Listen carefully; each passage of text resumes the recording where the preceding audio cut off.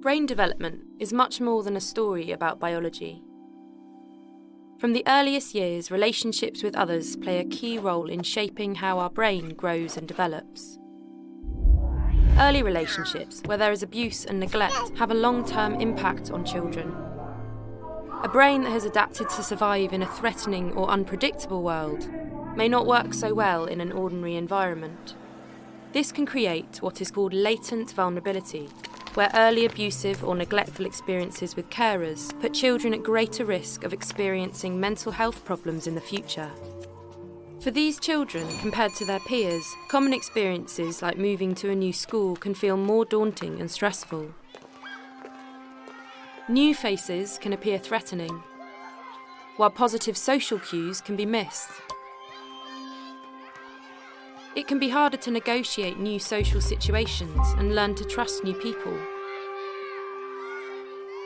Even fun experiences like joining a new sports team can be challenging.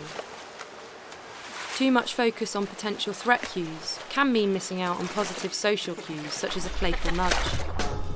Or it causes an overreaction, which leads to an increased risk of conflict and sometimes violence. These reactions can increase the likelihood of generating new stressful events.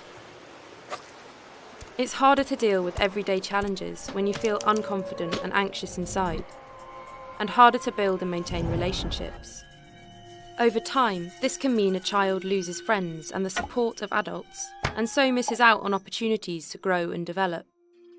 This social thinning can increase the risk of mental health problems in the future. Neuroscience research is beginning to shed new light on how vulnerability unfolds over a child's life. All children need care and stimulation from adults who value them and who show them attention and love. These experiences shape a child's brain development. When children face traumatic experiences like abuse and neglect, their brain adapts to help them cope. We know of changes in 3 different brain systems: the reward, memory, and threat systems. Experiences of domestic violence or physical abuse can lead to hypervigilance, where the brain reacts more to threat. This might help a child stay safe in an early adverse environment, but it can cause problems in more ordinary environments. Hypervigilance can best be understood as a pattern of adaptation, rather than a sign of damage. Abuse and neglect can also mean a world where a child's basic needs for care and attention are not met. This can shape the brain's reward system, the part of the brain that helps us learn about positive aspects of our environment and motivates our behaviour. Over time, the brain's reward system can learn to respond differently to things like positive social cues. Neuroscience studies have also pointed to changes in the autobiographical memory system, our memory of everyday past experiences. Following trauma, negative memories appear to become more salient, which means they become more prominent than positive ones. And everyday memories can also become less detailed.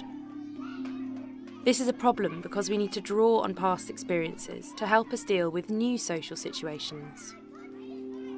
Neuroscience research is showing how childhood trauma can create latent vulnerability, increasing the risk of later mental health problems like anxiety and depression. This vulnerability is not just located in the child, but arises through their relationships.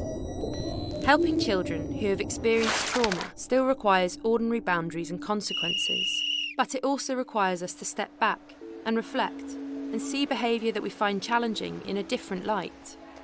A child may simply be doing their best to survive now, with brain adaptations from the past. We know a child's brain has the capacity to continue to adapt. For this to happen, they need our help to build and maintain trusted relationships, manage everyday stressors, and prevent new ones from happening. We need to encourage them to try again and believe things can be different. This is far from an easy task and takes time.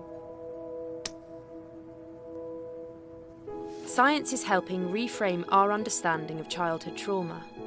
Seeing children's behaviour in a new light can mean we respond differently. But there is much still to learn. Working together, we can develop more effective approaches that promote resilience and recovery.